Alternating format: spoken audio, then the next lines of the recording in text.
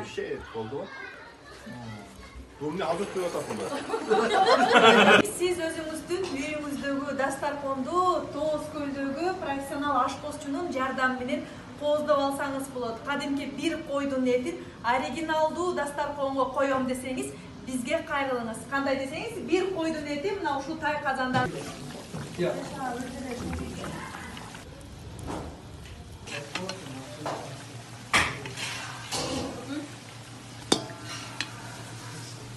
Кабыргаларды биз бирден кесип алабыз. Канча убакыт даярдалат бул? 3 saat vaqt. 3 saat убакыт.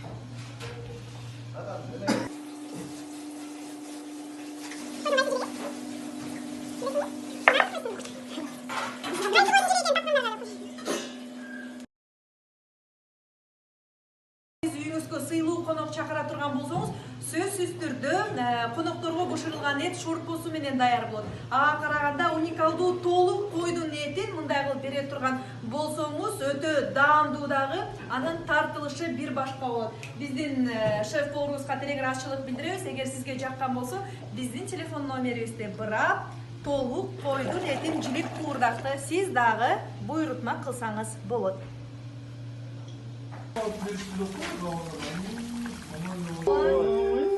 Hey, oh shit, oldu.